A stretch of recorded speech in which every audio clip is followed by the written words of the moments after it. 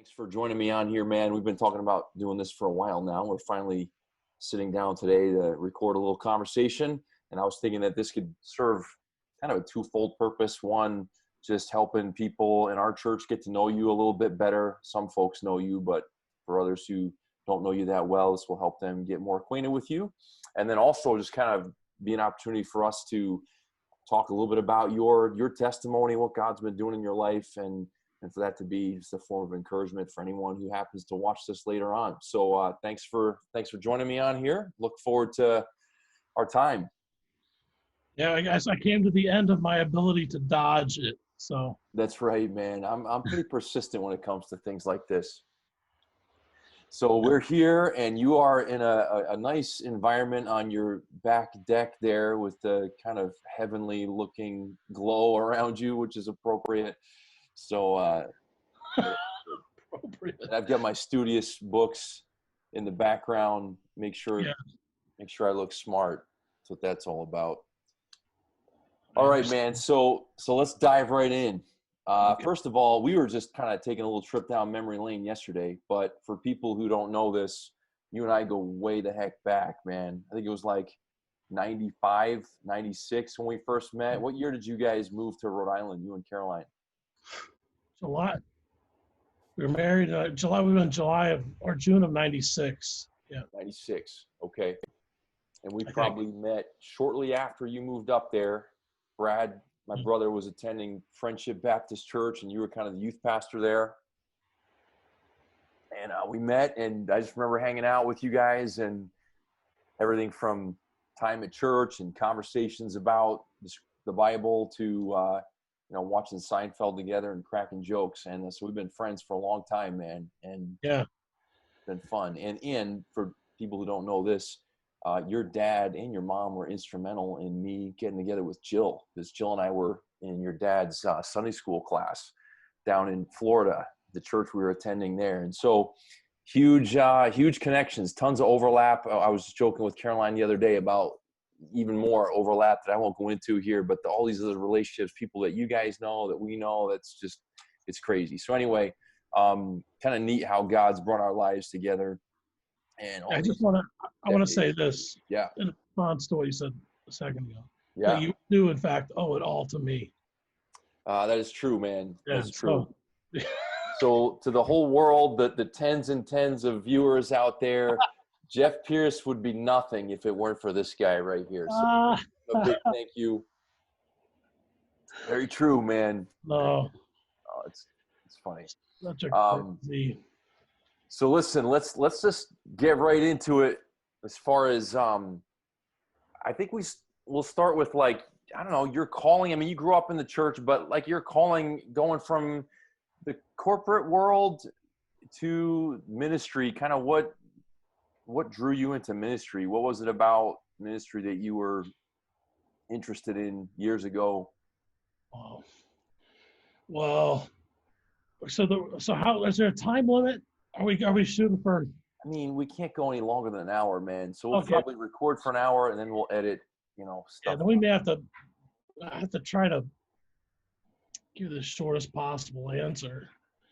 When I was young, and I would say now, even before I was a believer, and partially because of the system I grew up in, which was like the real Christians. I mean, if you're really serious, you're going to be a pastor, you're going to be a missionary. So whether it was a truthful call of God, or whether it was just pressure or expectations, just generally wanting to be, what would bring me maybe the most acceptance or whatever in that world, I for a long time would have said I was called to the mission field. Even I don't know if we've even talked about this. I believe even like back when I met you, back then when you were working normal day-to-day job. Yeah, this was when I was in elementary school. Oh man. At some like revival or mission, maybe it was a missions conference. Yep. And I went down in response to an altar call. Yeah, just as I am. Probably, or take my life and let it be. Yeah. Probably both. And they're really surrendered, working it. Yeah, yeah, driving the and pump. surrendered my life to the mission field. And I was earnest, man. I really honestly wanted to do that. And Mhm. I mean, how much 10 or 11, however old I was then, can do that. And you know, the years went by, and I think as I hit junior high, I realized ministry really looked like it kind of sucked, honestly. My parents were both Christian school teachers. They made very little money, Yeah. demanded a great deal of their time. We had to buy all of our clothes at Goodwill, and we just didn't really feel poor, but we were poor, and it just, I don't know, it just, I was like, this is not what I want to do. I'd rather make some money and uh, and I would have said I was a Christian. I'd prayed a prayer. I'd been baptized. I'd done the whole thing. But around eighth, ninth grade, I really started to kind of hate God more and more. I did not like the idea that somebody else had a plan Mhm. for me. And so I started to internally, although not externally at first, because that's a pretty costly thing to do in that world. I started to push away, pull away. And by the time I graduated, I really just hated God. I hated the idea of it. I would have said I believe these things about Jesus, but what I really wanted to do was just get an accounting degree and go out and make a lot of money and just live Yeah. my life. That was my Yeah. plan. Make a lot of money and just enjoy my life and not have to have the struggles my parents did. At least whatever. There were more I knew, I'm sure, than I knew, but and then partway through my college years, I mean, it just got more and more rough. I met Caroline, and things, my senior year, things started to kind of straighten out. And by the time I was graduating, you know, I'd shared with her this call I thought was on my life and how I'd been running the other way. And there was really no way back to that call right now. But so our marriage was, it was totally, we were open with each other. She knew where I was at, and kind of ultimately I would like to be in ministry at that point. And I'm going to leave a lot out. After we got married, we moved to Rhode Island and had the first opportunity to really serve in the church, a church I chose to go to, and they needed a youth leader. So Caroline and I started doing that, Right. and I enjoyed it, but I did not have a clue what I was doing. Just a lot of regurgitating everything I'd always heard. Right. And I mean, I love those kids. You know, I love your brother, Right. and I love them, but I did not really know how to teach them well. I mean, I tried, and then I changed from accounting to a sales type job, and then the bottom, and I switched from that to a programming job, and the bottom fell in the market. I found myself back in Florida Right. with then my wife and two kids, and Right. working for my dad, and that went on for, you know, basically working third shift from 2001 to when I went to Taiwan in 2011. So Yeah. So did that a was the lot. year 2001 is the year you moved back to Florida with Caroline and the two kids. And Yeah, then, in yeah, May. Jill and I, that was our first year of marriage. Hey, look at that Rhode Island mug right there. Is that a Rhode Island mug? It is. The lobster. Yeah. Um, yeah, I remember that when you guys moved back there, because then we would, from time to time, not a whole lot, from time to time, we would connect and hang out. So anyway, so you moved back to Florida. You're now working for your dad and his company, which was growing at the time, right? Yep.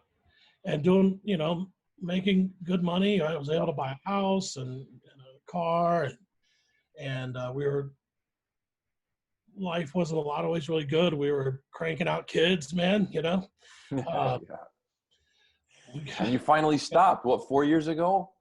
yeah, How old's we Hudson? thought we thought we stopped 10 years ago, and then Hudson made an appearance. Surprise. Yeah. But I would say I'm going to mess up the years. Okay, so maybe it was Yeah. around oh 05. I just a lot of like going, is this my life now? Am I? And there's nothing wrong with cleaning parking lots and pressure washing and mowing grass. Right. I mean, Landscaping. an honest living, and it Yeah. was a family business. But all along in the back of my mind is this, again, is it an earnest call? And I don't know, but it's like this desire Oh, to be in ministry, not really having a clue what that would look like, not really wanting to be a pastor. um, but wanting to kind of prepare myself to do something. And then I remember sitting in the driveway of our house then, and there was a song, and I'm not sure how big a fan of I am of it now, and I can't remember who sings it. It's called "The Time That's Left." What will you do with the time that's Mm, left? You ever mm. hear that song? Will you live it all with no regrets? Will you? Okay, which is stupid. In a way, it's stupid because you can't live your life with no regrets. But Right. Yeah. Right. and then I just kind of like I remember sitting in my driveway crying, which anybody who knows me is that's not a surprise. It's something Um, you've done from time to time. Yeah. time to time, the tears do come. Slash often. Yeah. Yeah. And just one like God, I just feel like I'm killing time here. Like I'm Right. not. Right. And just went on for like just real internal struggle. Again, is it the Holy Spirit? Is it just my upbringing or my own twisted? I don't have a clue. I don't have a clue. But it was something. Yeah. Was not nothing. And around that time, we would talk periodically. We won't go into that. I'd call you when you were working at the library desk, and Yeah. Seminary. Yeah. Right. when you weren't working a Jill and I had project. moved. Yep. We had moved on to seminary, and yep, I do remember talking with you, and yep, all sorts Just some of great theological topics. conversations. That was a great help to me. And then one of those conversations, I'm sure I expressed these things to you about ministry, and you said, "Hey, they're starting a seminary near you," and cut that part of the story short. I ended up at that seminary, and in 2007 started. We had Hudson I think right after I started seminary. Ezra, you mean? Ezra. Sorry, yeah, Ezra Hudson. That's all right. I'll keep your kids straight. Go ahead. Yeah, can't keep him straight. He's an H name. He's the only non-vowel name, and I can't keep him straight. But started seminary, and really I remember them asking me what I wanted to do with the degree, and I'm like, I don't know. Maybe I'll just be a really well-prepared Sunday school teacher. I'm okay with that. I just want to it seemed like that was the right thing to do to position myself to be more useful, whatever that would look like. And then my second year, Jeff, January of 2009, my dad was sitting in chapel in seminary, got a call that my dad was being rushed to the hospital and he died. Here come the tears. And I had several people, pastors, guys who were teachers at the seminary, Steve Kreloff, one of your old pastors, Out there in Tampa. has really ministered to me during that time. And there are always a couple who are like, God's sovereign. I'm like, I know that. That's not real helpful. Yeah, thanks. Yeah. But some guys who just sit with me, take me out to lunch, talk, and really it was through that I thought that's kind of what I want to do. Like I like to be a help to people who are hurting. And I probably at that point I'd realized, I think I really do want to pastor, and not just because I want to tell people what to do, although I certainly was very much interested in that. Always, my whole life, I like to tell people what to do. I'd be told what to do, but I like to tell other people. Yeah, of course, man. It's the way we always prefer to go.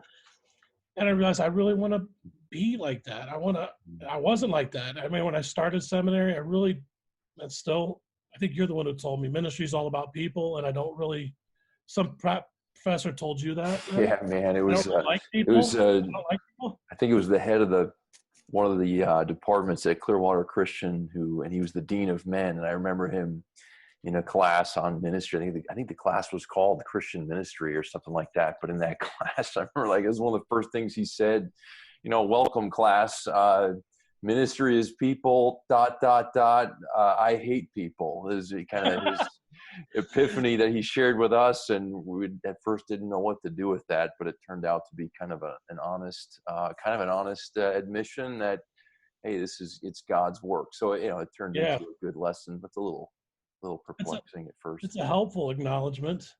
And I guess I reach a point, the best I could say about it is I wanted to love people. Right. And I wanted to do for other people what people had done for me, pastors had done for me. Now, may not agree with them on everything, but there were a handful of these guys. They just had that heart to help and encourage and just not tell me, God's sovereign, Yeah. but kind of just be with me in my pain and puzzlement and all that. Yeah. And I would say that's when we get to the answer. If there was an actual call to pastor, um, that would have been it. Like that was kind of those were the scenarios that kind of created that desire in me where it didn't exist before. Right. And then were you thinking like missions, like pastoral ministry overseas, or not necessarily? Not necessarily. Look, obviously, so much has changed in my philosophy of missions and Right. ministry, but I love missions. I was excited about it. I loved meeting missionaries and hearing their stories, but it would be like a guy who sucked at t-ball thinking he was going to be in the major leagues. That's the way I looked at it. So Mm-hmm. I could barely hit the ball off a tee. Like I'm not a major leaguer. The missionary's not. I mean, there wasn't like I would be unwilling or scared necessarily. It's just like that's not me. Mm-hmm.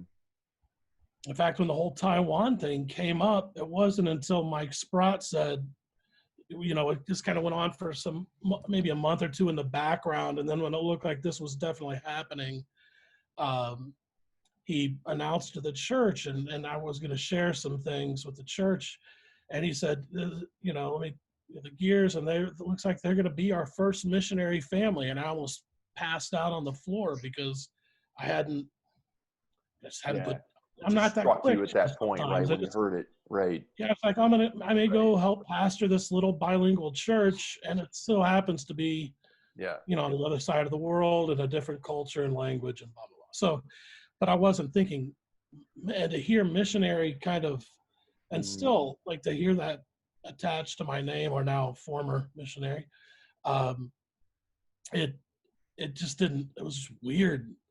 It was Right. not. It was not a matter of willingness though. It's just like, no, that's other people who are like super Christians, of which I've not yet achieved that status. So Right. Right. So it kind of became give it up very on real, man. It became very real when you heard Mike Sprott saying it, and then it became even more real when you guys ended up over there, right? And yeah. so fast forward, you end up over there in Taiwan, and for how many years again? All Uh, total? just a little over 7. 7. Okay, wow, man, that's amazing. Because yeah, I remember when you were talking about going, and it's just time flies by. Yeah. So yeah, you're over there, and then maybe talk a little bit about what happened over there in terms of you mentioned earlier, your understanding or your philosophy of missions kind of changed. I mean, what brought about that change? What types of things did you guys go through? You as an individual, you guys as a family. I mean, what types of things changed? And then we'll kind of get into it a little bit here, how you ended up here in Washington. But for Yeah. now, as you're there and you're doing the day to day, right? You're studying, you're preaching, you're meeting with people, you're counseling. So go ahead. It honestly feels like a bowl of spaghetti. Like I don't know where to start with it Where to as far as grab. like Yeah. yeah, like my philosophy changing, my thoughts changing, and um, on what missions is. I just say that um, we had, I think, in some ways, I look back and examine the way we were thinking. I think it was good. Some of our dispositions were good, and other things were just naive, and then still other things we just never considered. Um, and I don't, I'm not going to beat myself up over those things because there's just no way until you've lived it, or if you're so fortunate as to be with a mission board, which we weren't, or you have people around you who've done it, then you could use their expertise and understand some things you couldn't on your own. But we were really starting everything from square Yeah. one. We didn't. Yeah. Kind of going So into it blindly, right? I mean, without a missions organization and without any real experience. Yeah. You're going into it sight unseen, basically. yeah, I mean, we had kind of, I don't know, 3 I'm sure when I say it, there'll be 4 or 5 ideas about how we were going to do it. One was, and I think you and I were talking about this yesterday, we went into it with the idea that we would be there the rest of our lives. We sold our house, we sold everything that wouldn't fit in our container that we didn't really need. We sold it or gave it away, and the people from Grace who were there and some who've left would remember the big yard sales and all the. I mean, so many people were super helpful and took a lot of the stuff off our hands and gave us probably more than it was worth. Um, and so we sold everything. When we left, it was kind of like not, hopefully not relationally, but just practically burning the bridge behind us so that we couldn't just turn around and come back when it got hard. And so our attitude was, this is our life now. This is our home now. Yeah. And we New would, chapter. kind of intend, even the way we talked, we wouldn't refer to America as home.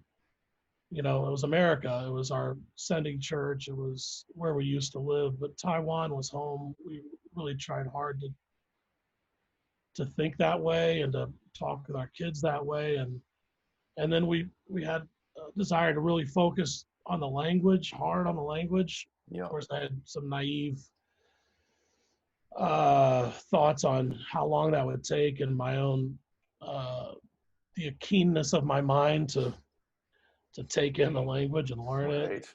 Right. So we were, Especially that language. I mean, that's one of the hardest, if not the hardest languages to learn from what I've heard. yeah, I've never been known to take the easy way, not because I'm like bold, but just because I'm not that bright. They're stumbling into the hardest way. Yeah. Unintentionally. Yeah. And then one of the decisions we made that I think, not to jump the gun, but kind of we thought was a good thing. We're actually advised by the place we went as a pre-language school to do this, and it sounded really great to us. In retrospect, I think it was, again, we've talked about this. What would I change? I don't know, but it was a bad decision, which was to really separate ourselves from the expat community and not. I mean, we were intentional about not plugging into that world because it can, if you're not careful, it just becomes all consuming, and then you live your life with other Americans or other Westerners. Right. As I'm not known for my sense of balance, and so I went all one. We kind of went all one way, and that's something one of the many things I do differently. But our idea was, and I think it was good idea, is that we would be fully there with the people we wanted to communicate with and get to know and share Christ with and the hope of the gospel with and all that. And it just went way differently than we thought. I mean, we started after a few years to see certain things happening with our kids, the result of really kind of being isolated and I hope I'm not alone in my self-involvement, but I certainly was self-involved in my struggles to learn the language. And I mean, I talked to my kids and we spent time together, but my whole mind was taken up with really 2 things: learning Chinese and trying and failing to pastor this little church of people. And so it just, I feel like there was like multiple questions there, but that was kind of like our philosophy was language, church, community, and the language kind of leaches into all those things. And it's really important for all those things.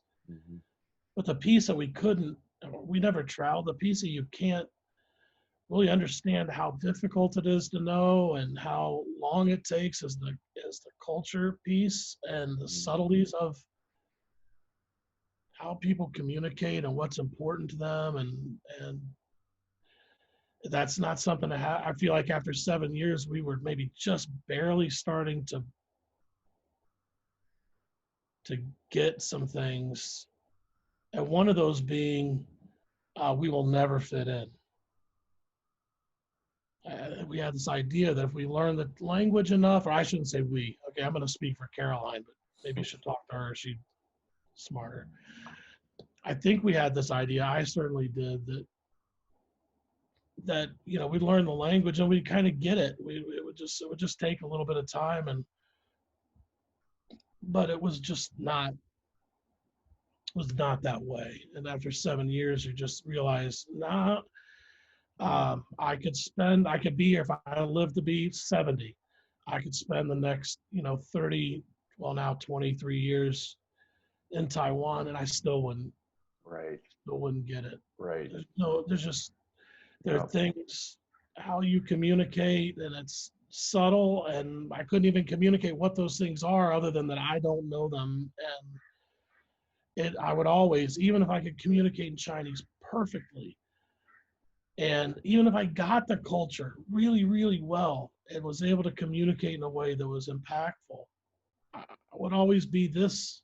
Yeah. Still be a foreigner, right? And people Always. still And view you that way. right. And I mean, people who Right. get to know you, they might see you. Hmm. Oh, I see you really love this country and you really love us and you really want to.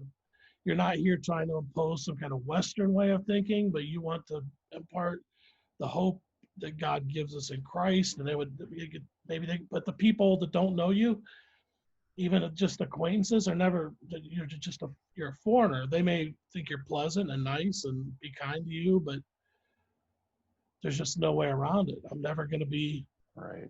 Taiwanese. Right. So that would be an example, prime example of what you're describing in terms of not being able to anticipate certain things, right? You just can't know it until you live it. And for Right. you guys, that became more and more clear over time. And I'm sure all missionaries deal with that. And that's just a reality. I think it's just a human concept. It just happens, it's just the way that things work in this world. And yeah, it's kind of an inescapable thing. So you're there and you're experiencing those types of unanticipated challenges. But meanwhile, and I know from talking with you, because we would talk, especially toward the last few years, it seemed like we talk at least once a month, if not more than that. And Sometimes every day, Jeff, when it was hard. during some dark seasons, we talked a little more frequently, and that went both ways, man. I had a rough patch that you walked through with me. So God used our relationship for mutual benefit, and grateful for that.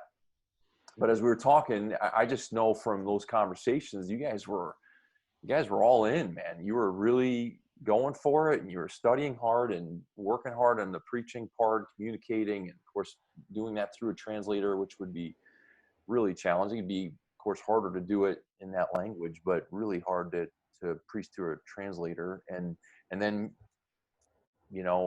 immersed in relationships with people, and hey, God used you guys, and just to see the fruit of that, even now, the people you're still connected with over there, and there's fruit. And we've talked about in terms of, encouragement, and we can never see all of this, but we know, hey, God did great things there and used you guys to impact a lot of people. And who knows what the ripple effects will be, in an ongoing way into the future. And so, yeah, so anyway, so that's, for, again, sort of my observation, I see all the good in you guys being there, and even the things that happen, and maybe we can kind of segue now into this, but just, your understanding of God, which I observed, and the same thing is true in my life, where, we look forward at ministry, and you're younger, we were younger guys back then. We both aged a bit. So you're looking forward, and you have these ideas, you don't, it's automatic. It's not like you deliberately set out to create this vision of what ministry is going to be. It's just human, it's just automatic. So we come up with this kind of view of what it's going to be like, or what it's supposed to be like, kind of this ministry fantasy.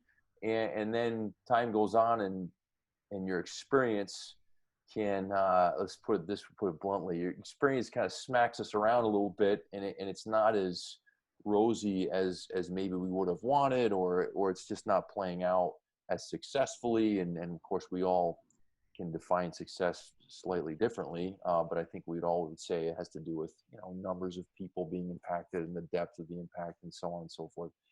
At any rate, I'm getting sidetracked. At any rate, the question, I guess, is, okay, so with what you're going through, including some of those challenges, what types of things was God doing in terms of solidifying or deepening your understanding of the gospel as you went through that? Hmm.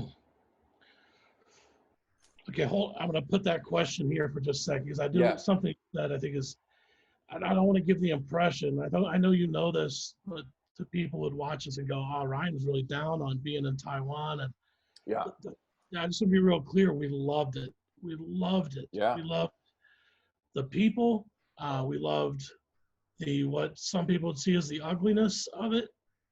We love the language. Um, we love the lifestyle. Somewhat simple and stripped down in a lot of ways. We loved making new friends and the relationships that we had. And so I don't want to, I was answering that question from one angle, Yeah. but I don't want it to, anybody that there were miserable times, just like there are miserable times here, just because we take our problems where we go. Right. But um, there were challenging times, unique challenges to that, but we loved it. We loved it. And um, yeah, I mean, all things being equal, we would be there. Yeah. I mean, you've But talked to me a number of times since you've been here and not been here that long. You've said to me a number of times that you miss it, right? I mean, you miss it yeah, in a lot of ways, even though there was that cultural distinction where you would always be a foreigner there from the perspective of other people. Even though that's true, still for you guys, that became home, right? yep, very much, Mm-hmm. very much. I told you too. Like there was never at points there was a desire to come here and join with what you guys are doing Mm-hmm. at Summit Lake, and because we have it feels like a similar heart, maybe same heart, and there was that desire possibly to be involved in a ministry where there's a group of people and kind of move in the same direction. But there was never, and that was a conversation we had, like for us to leave, there would have to be this desire change in our hearts to leave, or some kind of event that just pries us right out of here that makes it real clear that we can't stay. Um, so anyway, but to answer your question was basically like how are those things deepening our understanding of the gospel? Right, going from Yeah, like the mindset, kind of the cerebral or academic mindset of a seminarian, to the academic mindset of a minister, someone who's now, as their basically their job description, studying and communicating truths from Scripture, basically, reading, comprehending, writing, speaking. Okay, so there's the mechanics of all that, and then there's the academic learning that's taken place, from which we draw this information that we're conveying to people. But there's also the reality of a human being in relationship with our Creator, and some of the difficulties we go through, which we know. I mean, the Bible makes it clear we're all going to struggle, right? In this world, we'll have trouble, and that is part of being a follower of Christ. Is part of being a human being living in this world. So going through that, what types of paradigm shifts, well, or what types of things did God do to deepen you, your understanding of the gospel? you know very well this is like a multi-hour conversation. That's right. Like I said, I think we got to be aware of the capacity of the tens of listeners we're going to Yeah, have, or viewers. the Um, tens, the tens and tens, or the ones and ones. I the don't know how. ones and ones, right? Hey, look, we can always do a part two also. So let's Yeah. just go for it, man. Just talk. Don't overthink it. So there were some things that really quickly I became aware of that either had to change or changes that took place, and I realized, oh, that happened. And one of them was, I think of how best to put this, so you can like edit the thought, the pensive like staring off of the distance out, right? Um, Yeah, take your I guess time. I'll be doing that. So That's right. there was this. Okay,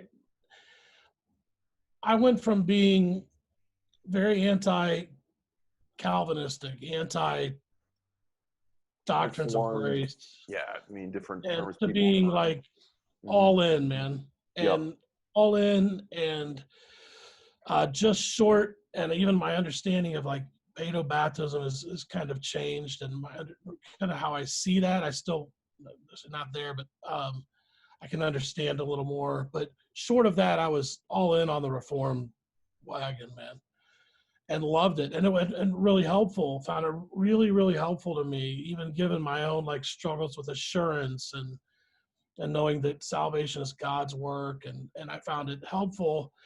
But I also really bludgeoned people with it a lot. And our church, and so maybe some friends from Providence Baptist will see this, and those who are close probably already know this to be true. Do you want Kind to of say I'm repented. sorry? Yeah, I'm sorry. I was a huge horse's ass. Yeah, been there, done that. And Yep, I get uh, that. and fortunately, a few of those guys were kind and gracious, and probably saw me for the boob I was, and were patient with me. Yeah. But I spent a lot of time arguing with people back there when I left Providence, and beating people up. And then I come to Taiwan, and I think I'd started to soften maybe a little bit, but I quickly realized.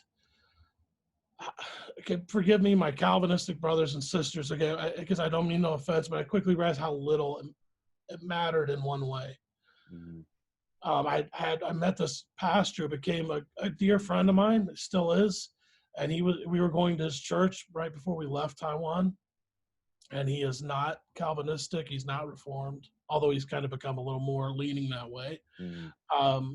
And I sat for 2 hours while he just bludgeoned me over my Calvinism. And I realized in that conversation, I don't care. Like, I don't need you to agree with me. And I look, if I'm going to measure my life against yours by what we've done, I know that's not the way it works. But if I did, or it's not what we should do, I don't have a candle to this guy. It's like, oh, what's his name? What some famous Calvinist said of Wesley. Somebody asked him if he would see Wesley when he was in heaven, and he was like, no. And the person's like, oh, really? He's like, no, he'll be so much further, closer to the throne than me. And I realized, like, if I'm going to be in Taiwan, the Christian community is so small and I'm going to differentiate myself from everybody else on these points, fine points of doctrine. I am going to be totally, utterly alone. Because nobody sees everything the way I do, unfortunately. They're all a little wrong. And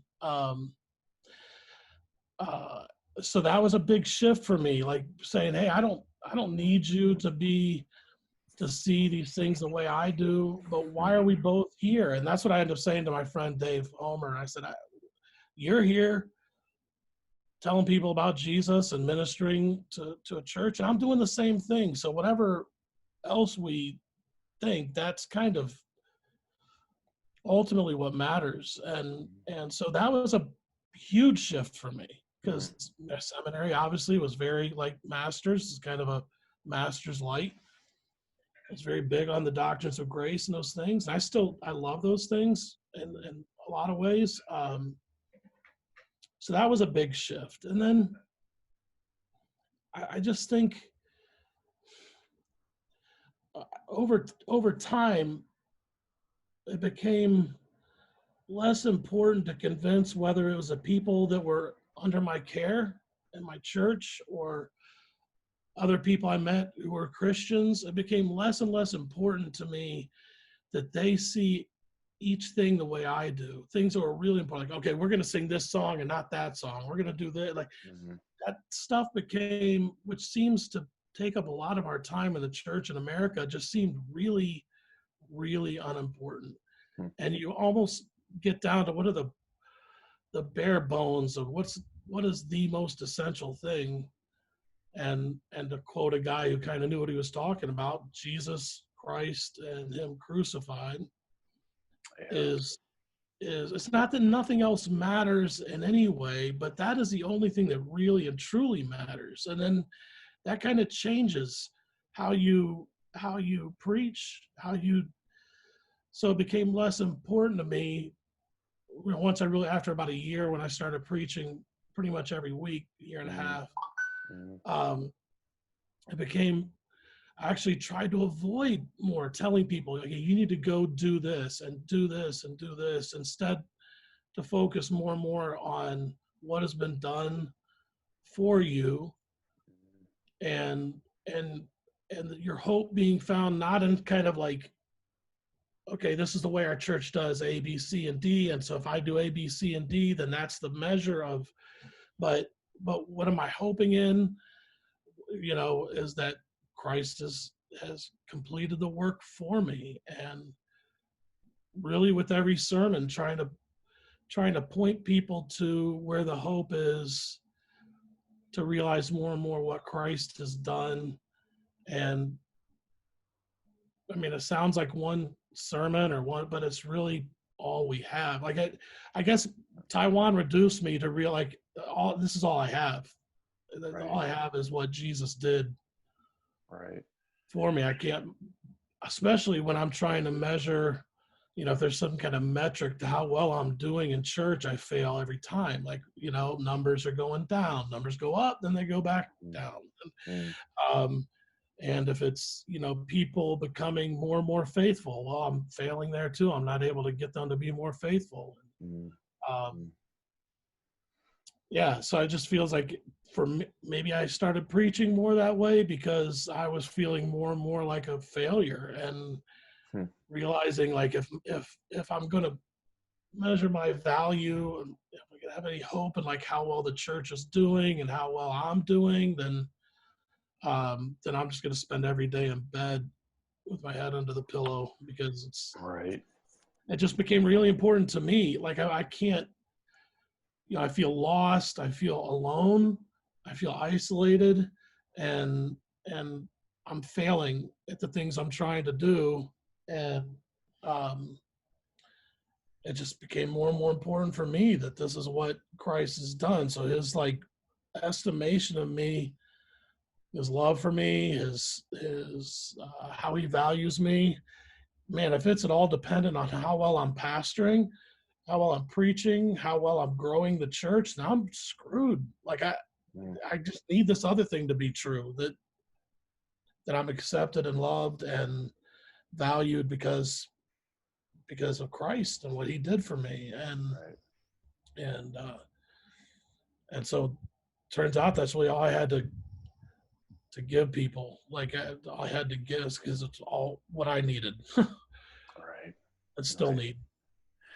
Yeah, that's really good, man. And I can relate. I mean, that we've talked so many times about this topic, but man, can relate. And something happens. I remember actually one of my good friends in Florida. He was an elder at Lakeside Community Chapel. I remember him saying to me when we were about to move to Southern California for seminary. I remember him saying, "Hey, don't lose sight of the simplicity of the gospel and your relationship with Christ, that what it means to be loved and forgiven by him."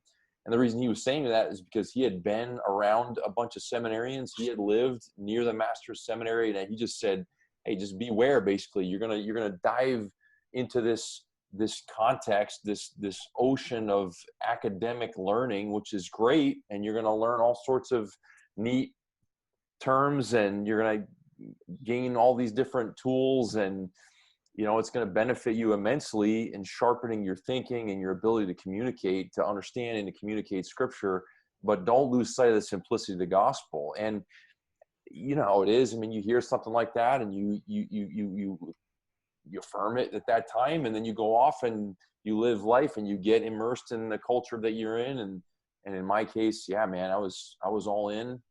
And then sometime during my ministry here at our church, it was like I started becoming more and more aware of the disconnect between the academic intellectual part and then just the real struggles I was having in my life, the real struggles with whether it was how I was measuring my own spiritual success as a husband, as a father, as a pastor. So there was some of that. And the irony is, and I think even as I've heard you saying it, and for the benefit of those who are watching, like, just to be clear, it's not really okay, I'm looking at my life and I'm failing, it almost goes deeper than that. It's like behind that is this assumption or this presupposition that I somehow am able to or am supposed to be evaluating my life, like as if I have this assessment of my life that's even accurate. So for you to say of your ministry in Taiwan, or for me to say of my ministry here in Washington, well, it's not what it should be, I'm failing. Even that statement is a statement that I'm making based on my assessment. And what I think we've been excited by is how the gospel frees you from your own perspective. It says, hey, look, God is God. He sees clearly. And the gospel is the good. This is why Jesus says the good news of his kingdom, right? It means he's king and you're not. He knows and you don't. He's omniscient and you're very limited in your understanding. So you don't even have to, like, it's not about beating yourself up or a woe is me type of thing. It's being liberated from the constant measurement, the performance mentality, and then the measurement that goes along with that. That for anyone who's, first of all, if you're sensitive to and aware of all the biblical teachings and all the biblical instructions of what love looks like and what you should be doing, if you're honest and you have any sharpness in your understanding, you're going to say, hey, we're all failing, right? We're not bearing fruit all the time. We're not loving and serving as Christ did. We are failing perpetually. So there's that. And then along with that, then there are all the other, kind of subjective ways that we can feel about how we're doing. But what we're saying is that what the gospel is this message that says, hey, here's what God says is true. You're forgiven, you're loved, you're justified, you're sanctified, you're adopted, you're sealed. I mean, all these great things are true of you, and it has nothing to do with your performance, and it has nothing to do with how you feel about your performance or anything else. It just is, right? And there's encouragement and freedom there. So anyway, I don't mean to. Oh, there is. I mean, but yeah. my thought as you're coming to the end there is like, I'm not, the things I'm saying and the things you're saying are not, we're not saying those as guys who are now on the other side of that going, yeah, I got like that. Right. I used to think that way and now I'm freed. The best I have right now, the best I had in Taiwan and the best I have right now experientially are flashes of freedom. Yeah.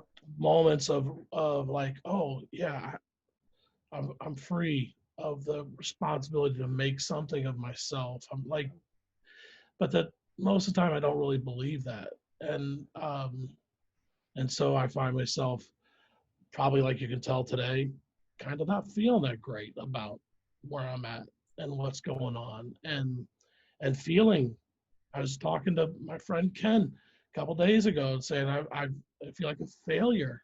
Should I ever have even gone to seminary? It was like a complete waste of like so many years, and like those are the thoughts that are going. So I'm not, when I say like I was free, it wasn't like I was freed of that once and for all. I keep going back to this self-evaluation and need to have something more better or more successful than I have right now. And I mean, here's the radical message that we're talking about, Ryan. I mean, it's the same message. And for someone like you or someone like me, I think we're kind of wired similarly. We're apt to take whatever that failure is, whether it's failure, a moral failure, or a failure to love in some way that's very obvious, or a failure in just terms of what we feel like we're supposed to be accomplishing in our ministry. Either way, the way that you're wired, the way I'm wired, we can kind of tend to turn on ourselves with our perfectionistic standard and kind of beat ourselves up for that. So that's one way in our humanness we kind of manage or cope with that. And there are other people who kind of lean the opposite way. They sense that and they're gonna double down on their chest pounding kind of, they're gonna rattle the saber and go even harder at it to try to overcome in that way. But both types of people are plagued by this sense, this very, in a real way, very honest assessment of, well, okay, I'm not cutting it. So there's different, and we've talked about before, there's some times where we can lean heavy into the rah, I'm going to go conquer, and other times, woe is me. Either way, the radical message of the gospel is, hey, look, you're free. Christ he has paid for He has paid for all of your sins. They're washed away. You're complete in him. There's no condemnation in him. It's a done deal. And so regardless of how your flesh might want to run with that to compensate, whether it's the woe is me or the rah, rah, I'm going to go conquer, either way, it's enslavement. Either way, it's not, it's a fool's errand. And sometimes I find myself going, I just wish for a month I could be the other way. I'd like to kill try that out for a little bit. I'd like to be just knocking it out of the park. Just God, if you just give me a month of that, I could live with a few more years of. But I just want to feel. I mean, even if I just like to feel like a winner. Man, look, I probably that's the exception rather than the rule for me. Like my flesh tends to go the same way yours does, but sometimes my flesh goes that way. And I can tell you, in the end, both are kind of sucky and both are empty. So if that helps at all, and I got friends who are all rah rah all the time, and in honest moments, they tell you it's empty and it sucks too. So, but it's a shorter fall. It's a shorter fall from where I'm at. Maybe it's more precipitous when you're killing it. When you finally realize. There you go. Yeah, if that helps you. Yeah, you know what? I'll take it. I'm a winner. Yeah. Well, it's just it just speaks to how the gospel is the good news of who God is, God's kindness to each of us. And a part of the good news is, hey man, we get to the other side and all the, all the comparisons and all the, whether that's based on how much money a person has more than another or less than another, or, the title a person held or whatever. It's what's the parable where Jesus talking about the rich man and Lazarus, right? And it's like everything is reversed on the other side. Yeah.